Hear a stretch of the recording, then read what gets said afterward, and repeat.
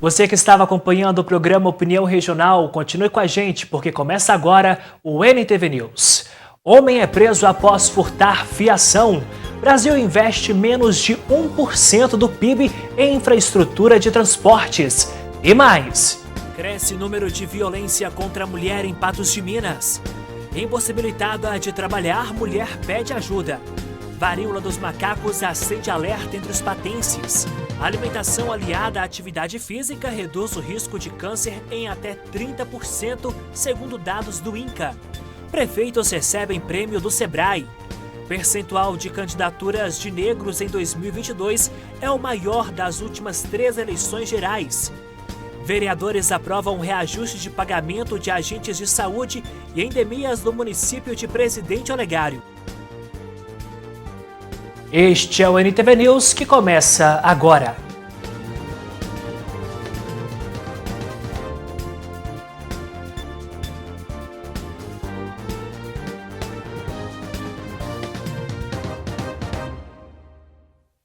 Boa noite. 2 homens, um de 33 e outro de 54 anos, foram presos na madrugada de hoje por furto. A vítima, que tem 54 anos de idade, disse à polícia que ouviu barulhos e percebeu que havia um indivíduo tentando furtar os fios do padrão de energia. O autor fugiu antes da chegada da viatura e a vítima inicialmente não soube passar características deste homem.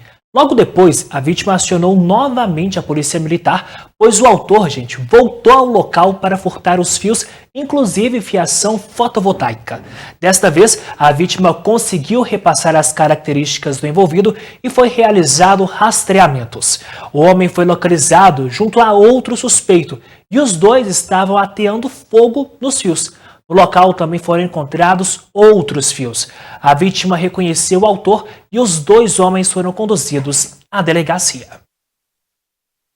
O Brasil investe menos de 1% do PIB em infraestrutura de transportes. Sem manutenção e segurança, as estradas federais são 80% mais perigosas do que as concedidas à iniciativa privada. É o que vamos ver hoje na 4ª reportagem da série Rodovias que Perdoam.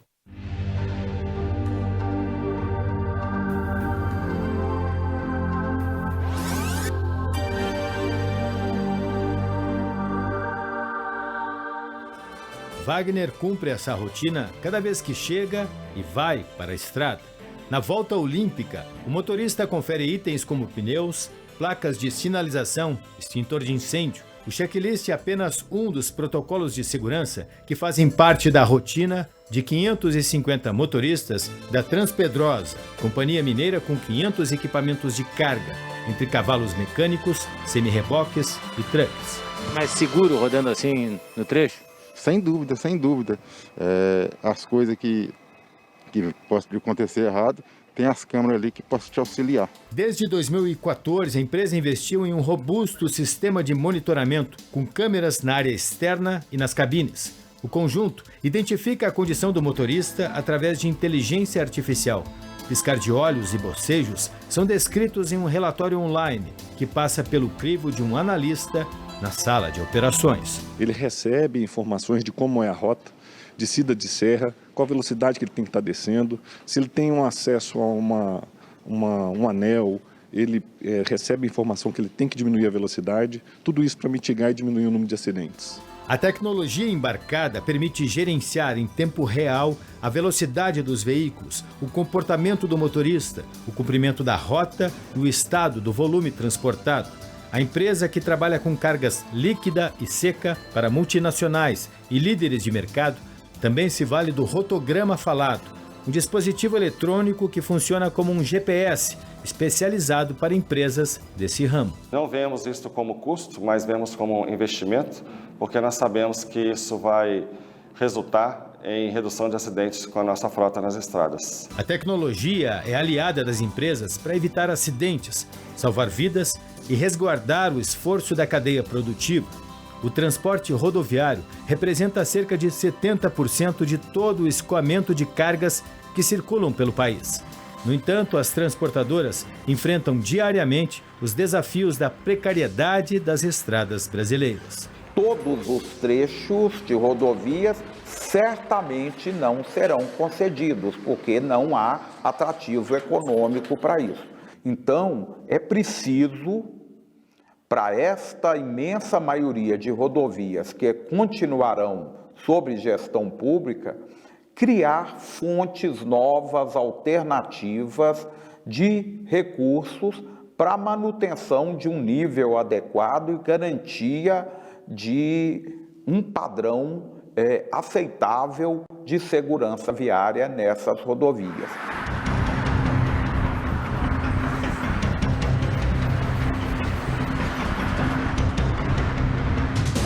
Cláudio Frischtak foi economista e consultor do Banco Mundial.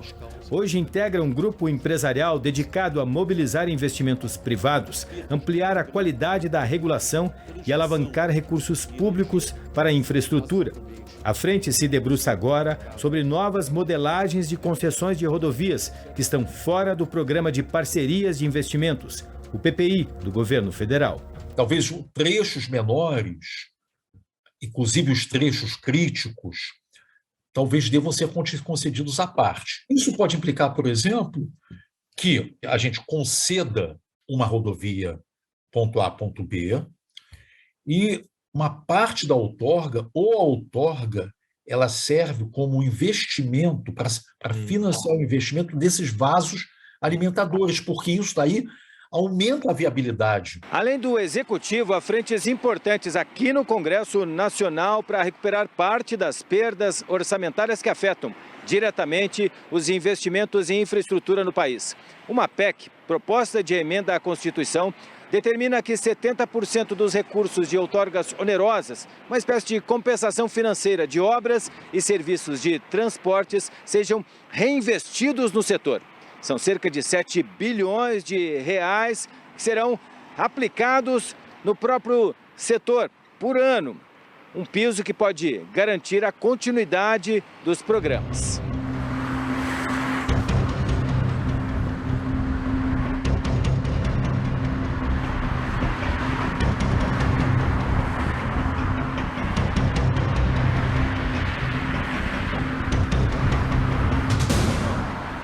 Rodovias que perdoam são um caminho a seguir, viável e seguro, desde que o Brasil siga os princípios da governança. Então nós temos que pensar também como governar melhor os investimentos. Mas você pode perguntar, mas o que é governar os investimentos? O que é isso concretamente? Governar quer dizer planejar, programar, monitorar, fiscalizar e assegurar a integridade na alocação dos recursos públicos, mas também privados.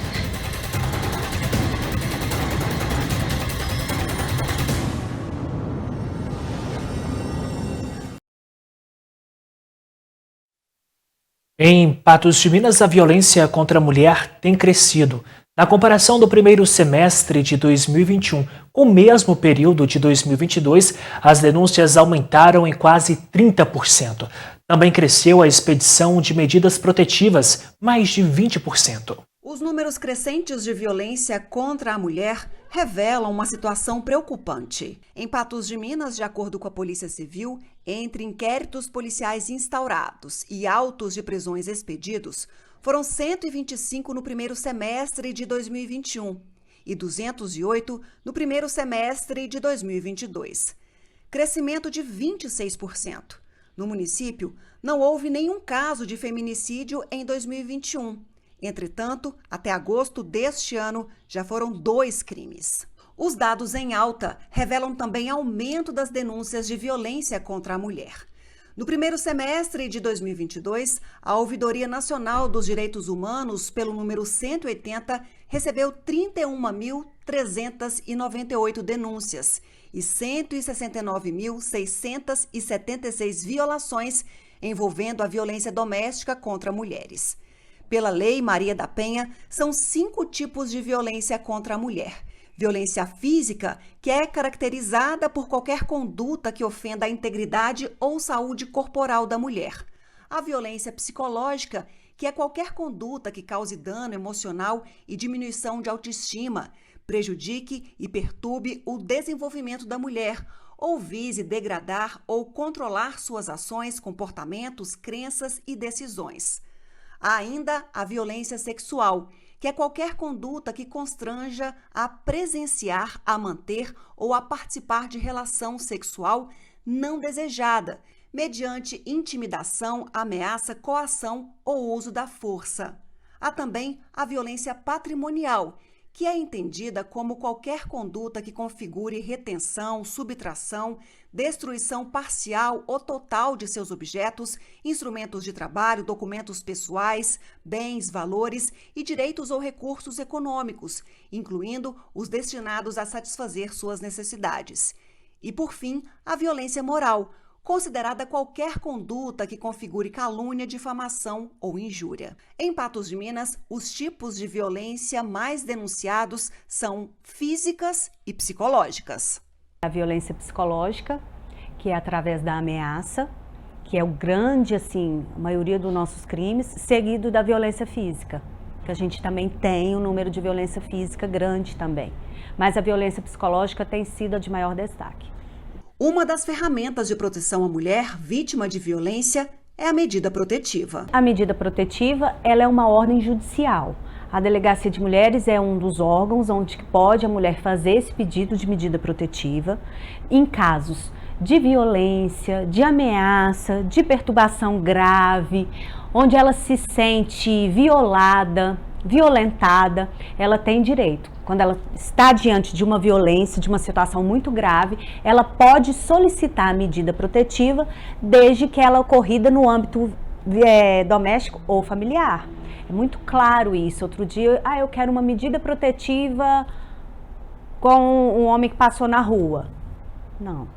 Vai depender do vínculo também, de caracterização dessa relação doméstica ou familiar, para a gente estar solicitando essa medida protetiva. Ela é uma ordem judicial e o descumprimento dessa ordem judicial é um crime de descumprimento de medida protetiva que cabe até o pedido de prisão preventiva do agressor. A partir do momento que a vítima ela é notificada da concessão, a medida protetiva foi concedida, o autor também é notificado, aí gera esse descumprimento, a polícia ela é avisada, ela é acionada, ou a polícia militar até para se fazer uma prisão em flagrante, a polícia civil é comunicada, a gente comunica imediatamente tanto o Ministério Público como o Judiciário. O número de medidas protetivas também aumentou em Patos de Minas. No primeiro semestre de 2021, foram expedidas 125. No mesmo período de 2022, 208, conforme a Polícia Civil.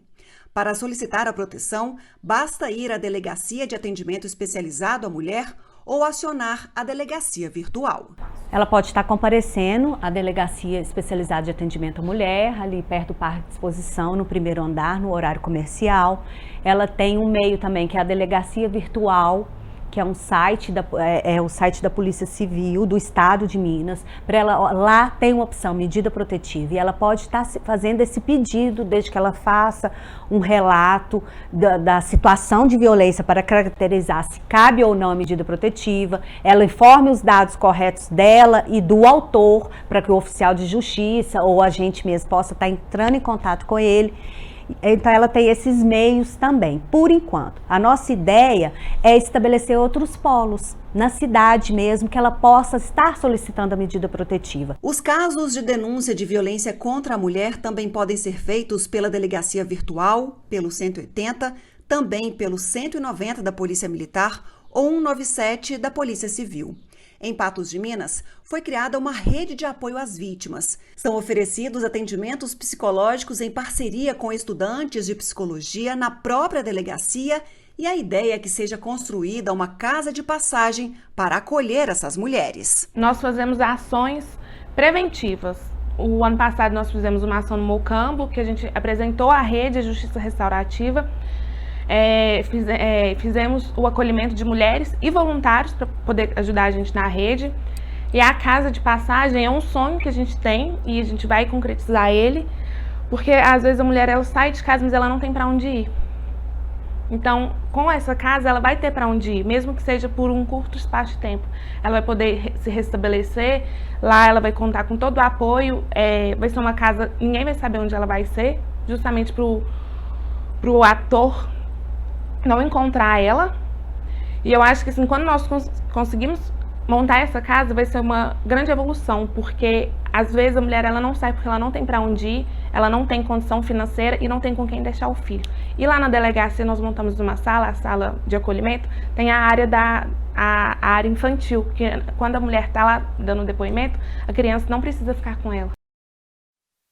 Ainda hoje aqui no News, impossibilitada de trabalhar, mulher pede ajuda. E varíola dos macacos acende alerta entre os patenses. Nós voltamos depois do intervalo. Estamos de volta e agora você vai ver o apelo de uma mulher que está impossibilitada de trabalhar após sofrer um infarto. Sem conseguir manter as despesas, ela pede ajuda. Desde maio, a auxiliar de cozinha Patrícia Moraes da Silva está afastada do emprego por conta de ter sofrido um infarto. Eu estava aqui em casa, ia fazer uma janta para meus meninos, aí comecei com uma dor muito forte no braço, que descia para o peito. E essa dor foi crescendo, aí o meu médico chamou a SAMU, eles vêm em prazo de minuto, me levou. Chegou lá, eu dei entrada com infarto. Fiquei internada alguns dias lá, na UPA, fiz o elétrico, fiz vários exames. Aí eles mandou para a Santa Casa de Misericórdia e lá eu fiquei mais alguns dias no CTI. Aí saiu a vaga para mim fazer o exame fora. Ela realizou um cateterismo e retornou para Patos de Minas, mas poucos dias depois começou a sentir fortes dores na cabeça. Após uma tomografia, ela foi diagnosticada com cisto aracnoide e agora aguarda na fila do SUS por um procedimento cirúrgico. Estou aí passando com uns perrengues, com as dificuldades, tem criança, sem poder trabalhar, meu marido não pode trabalhar, que se sai, chega em casa, estou passando mal, desmaiada com as crianças, né? Aí tá uma rotina muito complicada e difícil. Ela mora com o marido e 3 crianças. Impossibilitada de trabalhar, ela está vivendo de doações. Alimento, eu tenho uns grupos de ajuda, eles direto me ajudam assim na alimentação, traz uma cesta, eles fazem umas vaquinhas juntas, traz uma cesta de verdura, uma cesta de alimento, e sempre aparece alguém que está me ajudando. Patrícia está com dificuldade de resolver as finanças de casa. As contas de energia acumuladas, por exemplo, já ultrapassam os R$ 1.700. Eu estou com 2 meses de aluguel atrasado e minha luz está cortada. Aí a água está em dia. E também precisando muito de um tanquinho, porque eu não estou dando conta de lavar roupa mais na mão. E meu tanquinho estragou e eu estou com muita roupa das crianças para lavar, que meu rapaz mais velho, ele mija. Eu não estou com condições, se eu começo a lavar roupa na mão, aí a pressão sobe, porque eu estou ficando com a pressão sempre 16, 18, 19, sempre alta. Aí começa a dar um trem esquisito, eu começo a dar desmaio. Interessados em colaborar com Patrícia podem doar qualquer quantia para a poupança da Caixa Econômica Federal, cuja agência é 014, operação 013, conta 000-96679-1. Ou pela chave Pix 34 99715 8320. Quem puder estar me ajudando, aí com alguma coisa aí, eu só agradeço. Porque eu sei que é uns momentos difíceis, que logo Deus vai abençoar, que eu vou fazer cirurgia e vou passar por isso, né? Em nome de Jesus. E voltar a trabalhar de novo, que é a coisa que eu mais quero.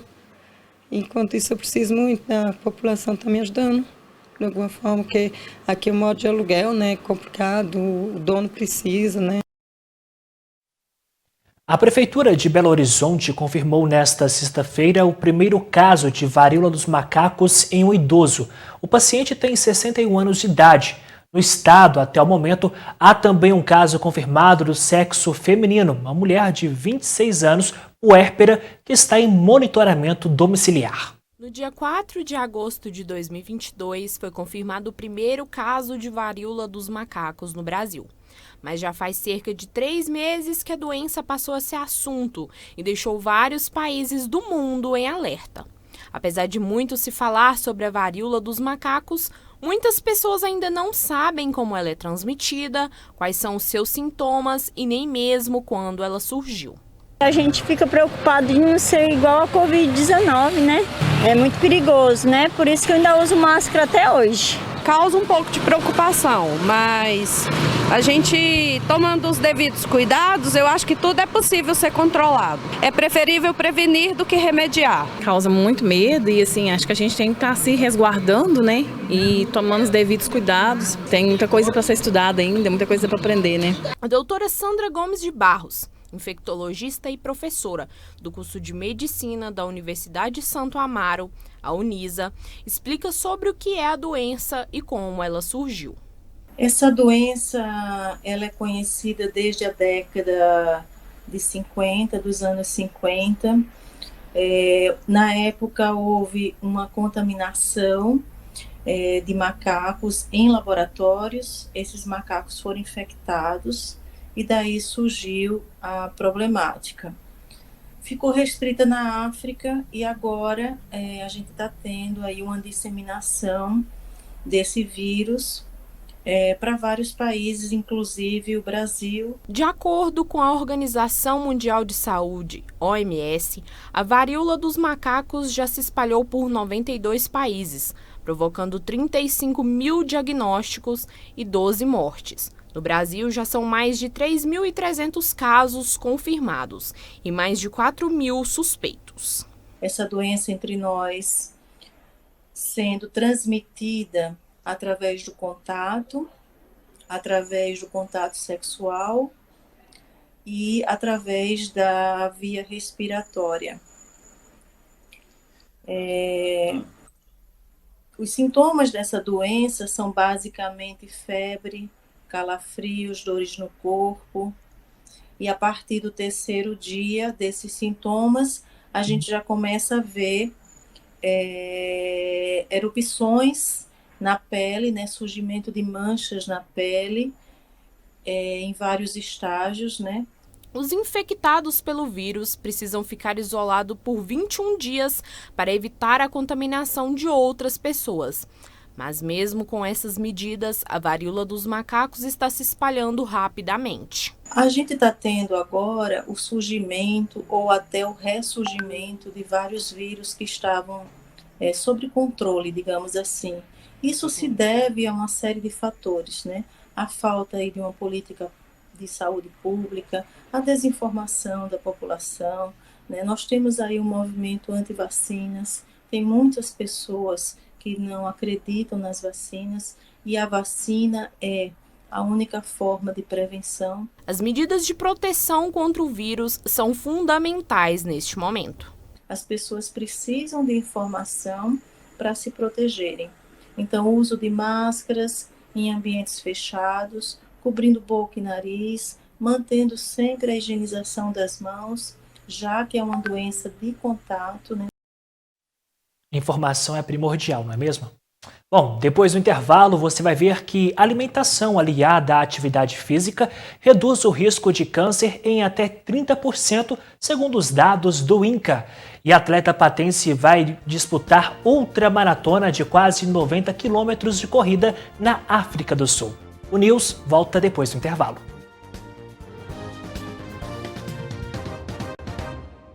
Estamos de volta para te mostrar que os benefícios para quem come bem podem ser sentidos tanto física como mentalmente. Além de ter mais disposição para as tarefas diárias, quem se alimenta de forma saudável está menos suscetível a doenças como câncer, depressão, hipertensão, obesidade, anemia, diabetes, entre outras. Cuidar da alimentação é essencial, pois aliada à atividade física, reduz o risco de câncer em até 30%, segundo dados do INCA, Instituto Nacional de Câncer. E para quem quer começar a se exercitar, o segredo dado por Eliezer é o mesmo: paciência e sempre um passo de cada vez. O ideal, as pessoas que querem começar, que nunca praticou atividade física, é ter um profissional, né, um educador físico para te acompanhar. Claro que nem sempre é possível. Então é começar com uma caminhada leve e aos poucos a pessoa ir aumentando, né? Fazendo um trotinho, fazendo uma corridinha, mas isso é aos poucos, nada de querer começar hoje para ter os resultados já daqui 10, 15 dias, não. Começa devagar, muda os hábitos, né, de alimentação, faz atividade física frequente e os resultados eles vão vir posteriormente. E os exercícios não estão restritos apenas para os adultos. O personal trainer explica que por meio de atividades lúdicas que se assemelham a brincadeiras praticadas na rua, é possível tirar a criançada do sedentarismo, já que as novas gerações se interessam mais por smartphones e jogos eletrônicos. A gente vive numa nova realidade, né? Os meninos têm acesso à tecnologia, os pais também não deixam as crianças ficar muito na rua, até por questão de segurança. Então a gente vê frequentemente as crianças acima do peso, as crianças, às vezes com menino com 12, 13 anos não sabe pular uma corda, não tem uma coordenação motora boa. Então o ideal é a criança começar também com um profissional, educador físico, né, acompanhando, para ela não ficar acima do peso, porque se começar desde nova acima do peso, depois na vida adulta fica cada vez mais difícil. Então o ideal é ela começar a fazer suas atividades dentro da sua realidade, né, dentro da sua idade, mas as crianças também têm que praticar atividade física. Por falar em atividade física, um atleta patense vai testar o limite. Ele se prepara para disputar uma ultramaratona de quase 90 quilômetros de corrida na África do Sul. Francisco Júnior é empresário, mas durante o tempo livre também é atleta amador. Ele chega a correr até 150 quilômetros por semana. Eu sempre gostei de esportes. Pratiquei karatê durante uns 9 anos. Mas assim, a corrida eu sempre almejei fazer uma maratona, né? Mas eu achava impossível. O batismo de Francisco na corrida foi há 12 anos, em uma disputa local. Uma prova de 5 km aqui na cidade de Patos de Minas mesmo. E eu com o intuito de correr essa prova, sofri bastante nela para poder completar os 5 km. Mas o que eu almejava seria os 42, que foi sempre um sonho, né? Fazer a maratona. Hoje o atleta amador mais do que dobrou a tão sonhada meta. E no próximo dia 28 de agosto, irá percorrer nada menos do que 89 quilômetros durante a 100ª edição da Comrades Marathon, a ultramaratona que acontece na África do Sul. A história dessa prova ela, assim, é bem emblemática, assim, muito bonita de se dizer. Porque eram os corredores não, eram os guerreiros de uma guerra, daí não tinham transporte para eles sair da cidade de Durban a Pietermaritzburg, que são 90 quilômetros. Daí eles colocaram, ou a gente vai todo mundo de ônibus, de caminhão naquela época, sei lá o que era, assim, bem propriamente dito. Aí eles falaram, não, a gente vai todo mundo junto. Aí subiram cantando, e até hoje, esse ano, são 11.700 sul-africanos participando da prova, e todos eles sobem cantando e vibrando com energia muito grande. Além da tradição, o evento é totalmente beneficente. Toda a arrecadação da prova, questão de inscrição, de venda de camisetas, de doações, todas elas para orfanatos de crianças na África do Sul. Então toda a renda é revestida para eles mesmos. Então existe um trabalho assim na rua, na rodovia, durante onde passa a prova, que é muito lindo de se ver que as pessoas, crianças, adultos,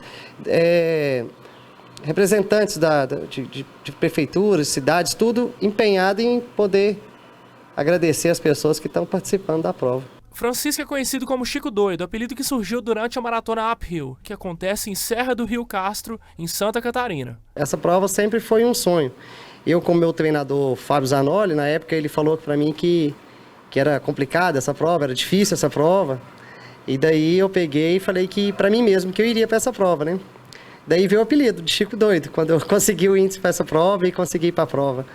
Mas lá é um lugar fantástico, é só uma serra na verdade, mas é quase 2.500 metros de elevação. Chico Doido já participou de mais de 300 competições por pelo menos 12 estados brasileiros. Participei de bastante provas, de 5, de 10, de 15, provas de 6 horas, desafio samurai em Santa Catarina, no Uphill, diversas provas. E o preparo físico é essencial para o alto desempenho. Além da corrida, Francisco pratica musculação, ciclismo e natação. Eu faço 5 treinos de corrida por semana, geralmente 1 de natação e 2 de ciclismo. Mas agora, devido à época da prova chegando, eu me ausentei do ciclismo. A experiência em muitas corridas não priva Chico de estar ansioso pela disputa na África do Sul, já que ele nunca participou de uma ultramaratona antes. Essa prova ela exige um índice para uma maratona. Então você tem que ter um tempo para uma maratona para você completar as 2 maratonas da prova, né? Então eu consegui o meu índice esse ano em Uberlândia. Em 2019 eu já iria para essa prova, devido à pandemia não teve. E eu tinha um índice melhor do que eu tive agora, porque eu estava vindo de uma lesão e eu corri em Uberlândia para conseguir esse índice. Então, estava meio ausente das corridas, né? Então, mas de qualquer forma, eu estou indo na Baia D esse ano. Boa sorte para o Francisco, então. Mudando de assunto, gente, o calorão vai dar trégua nos próximos dias, viu? Isso porque uma frente fria avança sobre o sudeste, provoca o aumento de nuvens e pode ocorrer até pancada de chuva no Alto Paranaíba e Noroeste, de acordo com o IMET. As temperaturas também ficam mais baixas. Confira os detalhes na previsão do tempo.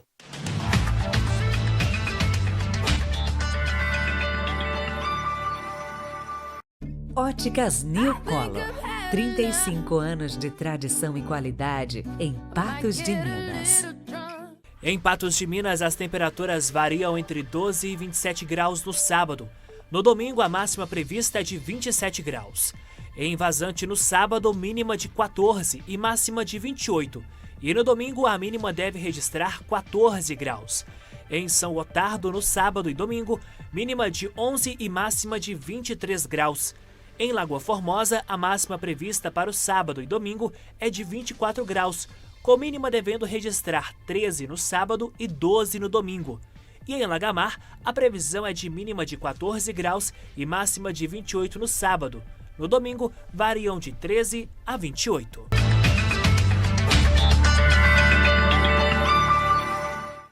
O News vai para o intervalo e na volta você vai ver que prefeitos recebem prêmio do Sebrae e percentual de candidaturas de negros em 2022 é o maior das últimas 3 eleições gerais. De volta e vamos agora a um giro de notícias. A Agência Nacional de Vigilância Sanitária aprovou por unanimidade nesta sexta-feira a dispensa de registro para importação de medicamentos e vacinas destinados à prevenção ou ao tratamento da varíola dos macacos. Na prática, a resolução simplificará a análise documental e facilitará o acesso da população brasileira aos medicamentos ou vacinas para tratamento ou prevenção da doença. Diante da situação de emergência de saúde pública de importância internacional declarada pela Organização Mundial da Saúde.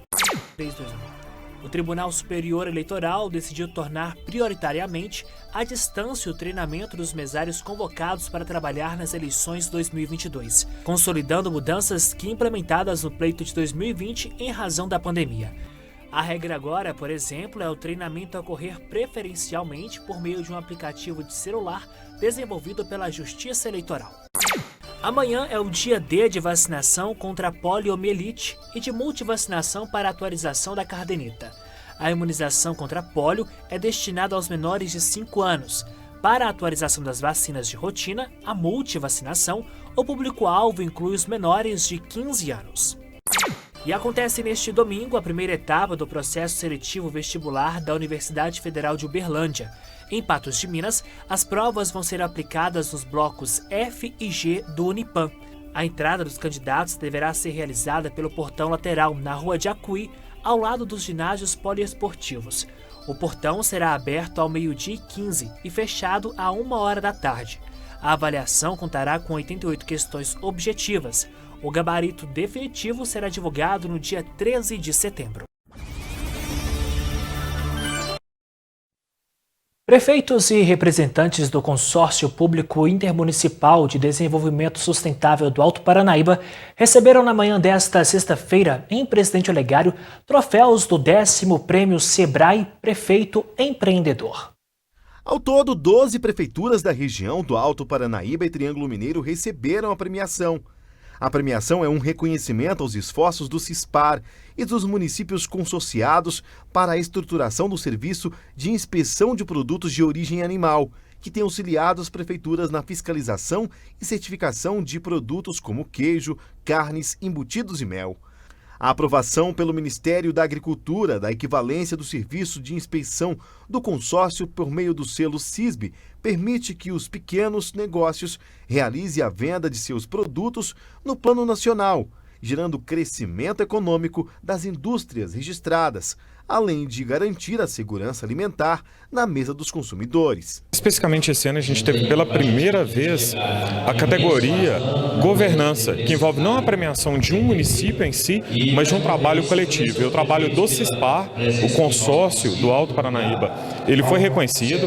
Essa premiação ela foi conquistada no dia 29 de abril e hoje a gente fez uma entrega, porque acontece, a gente está falando, quando se fala do CISPAR, todos os municípios que no caso já fizeram adesão ao sistema de inspeção municipal Alcim, foram reconhecidos como parte integrante da conquista desse trabalho do Prêmio Sebrae Prefeito Empreendedor. Na entrega oficial do prêmio, realizada no dia 29 de abril em Belo Horizonte, o CISPAR foi representado pelos prefeitos de Guimarães, Adílio Alex dos Reis, e de Carmo do Paranaíba, César Caetano de Almeida, além do coordenador do Serviço de Inspeção Regional, Pedro Pinheiro. A entrega simbólica nesta sexta-feira reconhece o trabalho desenvolvido em conjunto pelos municípios de João Pinheiro, Presidente Olegário, Patos de Minas, Guimarães, Patrocínio, Cruzeiro da Fortaleza, Serra do Salitre, Coromandel, Carmo do Paranaíba, São Gotardo, Arapuá e São Gonçalo do Abaeté. Quando a gente assumiu o consórcio lá atrás, lá em 2017, a gente começou a fazer os trabalhos e um deles foi esse do Serviço de Inspeção Municipal. E através disso a gente foi com o consórcio, procurando as equivalências, a gente trabalhando junto para cada vez mais implementar esse trabalho. E com isso, graças a Deus, a gente conseguiu, né, essa equivalência e conseguimos até o CISB, que é onde que os nossos produtores têm condições de vender os seus produtos em todo o território nacional. É uma iniciativa muito importante através do consórcio da Amapar, que dá a possibilidade do pequeno produtor levar o seu produto, né, na legalidade para várias partes do município. Então nós temos alguns negócios que já se posicionaram no sentido de se regularizarem e participar do SIM, né, tendo aí mais compromisso com o seu produto e a facilidade de levá-lo ao nosso país. É um programa inovador. Nós temos muita dificuldade nos nossos municípios nessa questão daquele pequeno produtor que queira produzir algo da questão da animal, da produção animal de alimentos. E nós temos aí o IMA, que é o Instituto Mineiro de Agropecuária, que tem um processo mais complicado. E com o SIM, nós conseguimos facilitar mais para que aquele pequeno empreendedor, aquele que tem vontade de produzir alimentos, consiga produzir dentro da lei e dentro da legalidade. Isso mostra que trabalhar em conjunto, a região toda integrada, é o mais inteligente a se fazer, né? Que as nossas demandas são todas em comum, questão de estradas, infraestrutura, saúde pública e a questão da inspeção dos produtos, de origem animal, etc., todos os produtos. Isso foi um grande exemplo. O percentual de candidaturas de negros em 2022 é o maior das últimas 3 eleições gerais. A legislação eleitoral pode ter ajudado nesse impulsionamento. Isso porque os próprios candidatos fazem a autodeclaração de raça. A legislação eleitoral prevê vantagens para os partidos a cada voto em representantes negros e mulheres. Desde que foi instituída a autodeclaração racial em 2014, esta é a primeira vez que o número de candidatos negros ultrapassa os brancos. Para a disputa da eleição em 2022, 49,49% dos candidatos se declararam negros e 48,93% se disseram brancos. As mudanças no perfil dos candidatos podem ser consideradas um avanço, mas na avaliação deste cientista político, ainda é preciso esperar o resultado das urnas. Isso é muito relevante do ponto de vista da representação, porque vai dar condições de que os negros sejam representados nas esferas de decisão. Nós temos, historicamente, uma subrepresentação de negros e pardos, o que precisa ser alterado diante das condições, né, da nossa sociedade, que é muito mista, que é muito variada. Então, o Tribunal Superior Eleitoral, nesses últimos tempos, tem investido bastante em especificidades e em regras para tentar trazer maior equidade para que esses grupos minoritários possam também disputar as eleições em pé de igualdade com os grupos que recebem maiores recursos e maiores condições do ponto de vista institucional. A intenção do TSE é fazer com que no período que vai de 2022 a 2030, os partidos tenham mais negros, além de mulheres, nos seus quadros, o que pode significar uma maior representatividade, um maior peso no número de votos e também na distribuição das verbas partidárias e para as políticas públicas. A autodeclaração racial e as últimas mudanças na legislação eleitoral podem fazer com que, nos próximos anos, o número de candidatos por gênero e raça seja mais equilibrado. A avaliação é deste professor de Direito Constitucional. Nas eleições de 2022 até 2030, todos os votos que candidatos negros e candidatas mulheres receberem, o partido vai receber a quantidade desses votos em dobro para efeito de cálculo do valor que os partidos recebem, tanto o fundo partidário, quanto o fundo eleitoral, quanto do tempo de rádio e TV. Então, é um incentivo aí para os partidos aumentarem, durante essa janela de 2022 até 2030, o número de mulheres e de negros entre os seus candidatos, porque todo voto que esses candidatos receberem vai contar em dobro.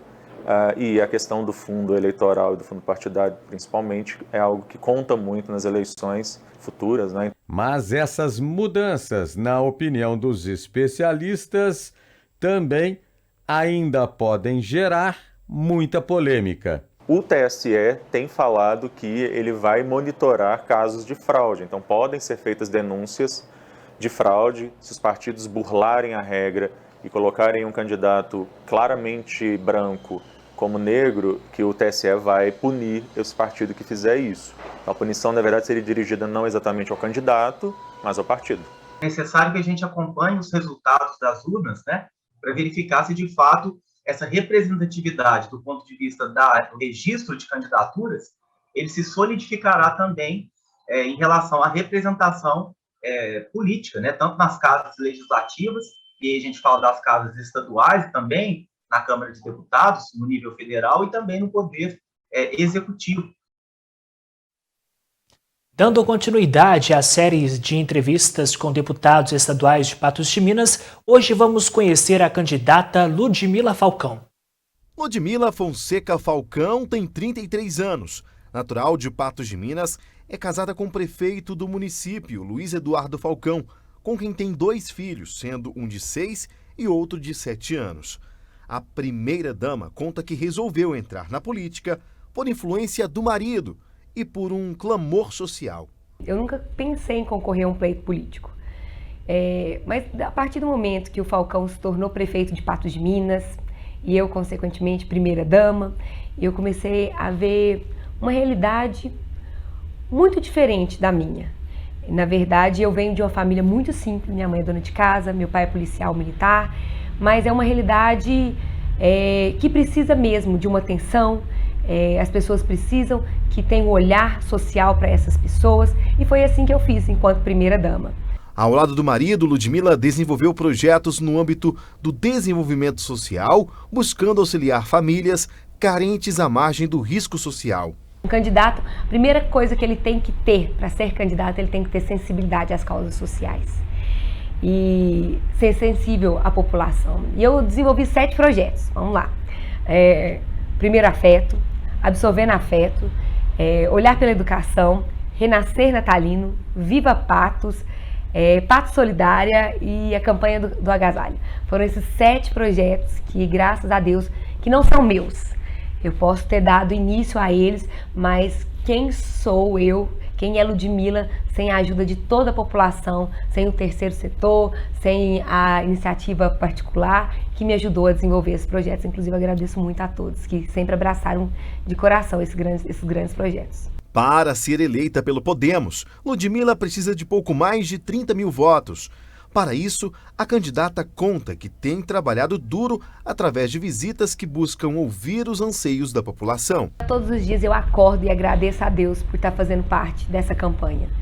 O que eu realmente gosto é de estar no meio da população, Quando o Falcão foi candidato, eu andei os 4 cantos dessa cidade, conheci todos os distritos e agora nós estamos estendendo isso para a nossa região. As pessoas estão nos acolhendo muito bem, porque o que as pessoas estão carentes é do olho no olho, é de palavras sinceras, é de ter um trabalho que está à prova, de comprometido, íntegro, e é isso que nós temos para oferecer para a população. O NTV News é para um rápido intervalo e daqui a pouco a gente continua com mais assuntos. Em Presidente Olegário foi aprovado o reajuste do salário de agentes de saúde e de endemias do município. Por unanimidade, na tarde desta quarta-feira, o projeto de lei complementar do Executivo Municipal número 014/2022, que concede o pagamento de piso salarial aos agentes comunitários de saúde e aos agentes de combate a endemias, foi aprovado em Presidente Olegário.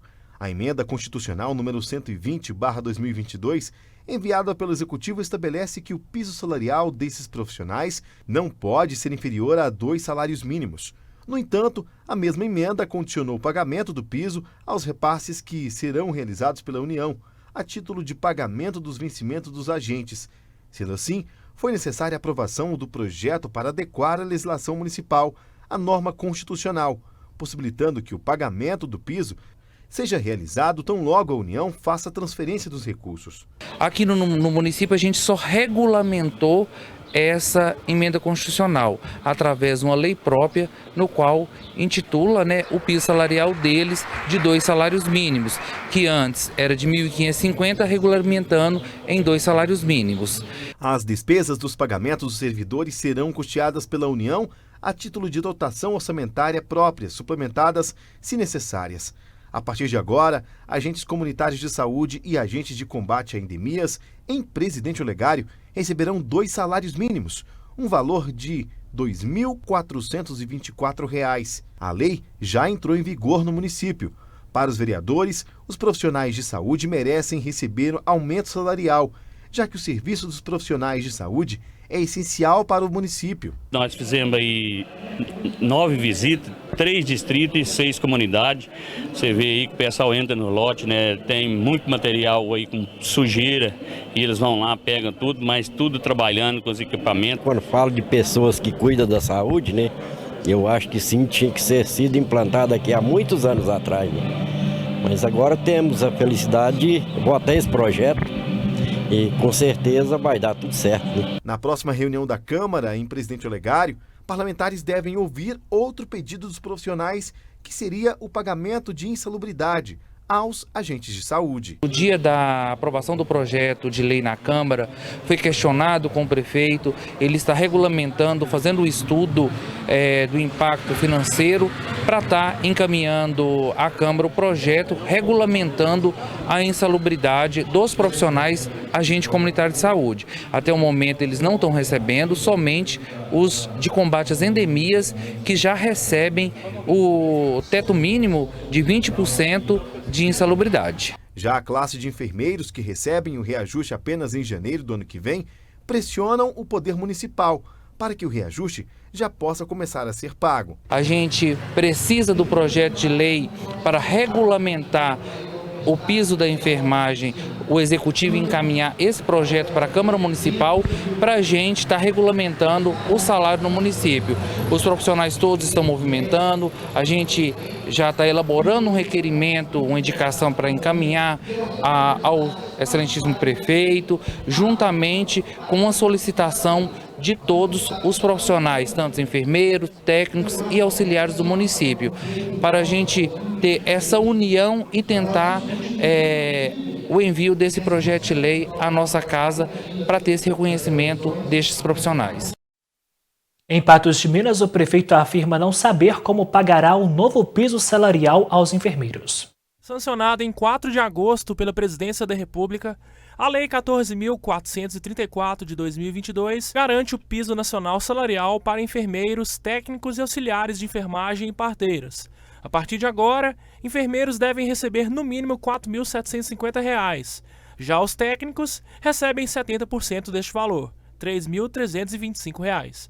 Auxiliares e parteiras devem receber no mínimo 50% do salário dos enfermeiros, R$ 2.375. Nós somos favoráveis à remuneração digna para todas as classes, para todas as profissões, mas as finanças públicas elas precisam ser equilibradas. A política pública ela não é medida pela sua intenção, ela é medida pelas suas consequências, pelos seus efeitos. O prefeito de Patos de Minas afirma que menos de 10% dos impostos pagos pela população ficam para os municípios e que, na contramão disto, cada vez mais demandas chegam sem que novos recursos sejam obtidos. O município não sabe como vai custear e não é só o município de Patos que não sabe. A gente está aqui numa reunião de uma associação de 18 municípios e está todo mundo apreensivo com isso, porque além do piso da enfermagem, que compreende também os técnicos de enfermagem, tem também o piso dos agentes comunitários de saúde, dos agentes de endemias, tem também o piso dos educadores e vários outros pisos. Para ele, sem recursos complementares do governo federal, a situação será preocupante. A gente está aqui para trabalhar com eficiência, para economizar, para cumprir os compromissos, mas não é aprovando uma lei de uma hora para outra, sem verificar o custeio, de onde vai sair o dinheiro, que a situação vai se resolver. Eu preciso ser responsável, transparente com quem está nos assistindo e falar a verdade. Nesse momento, a gente está batalhando para pagar o piso dos ACS, dos agentes comunitários de saúde e dos agentes de endemia, como estamos fazendo com os educadores. Então agora já vem mais um outro piso, que é um impacto multimilionário anual. Falcão acredita que até o início de 2023, quando o piso será aplicado na rede pública de saúde, alguma maneira de prover o subsídio será revista em Brasília. Já para empresas privadas, o piso salarial passa a valer a partir da publicação da lei. Mesmo se vier um recurso do governo federal complementar para a gente poder pagar o piso, ok, mas e a rede particular? E os lares de idosos? No caso de Patos, e a Vila Padre Laor? E a Santa Casa?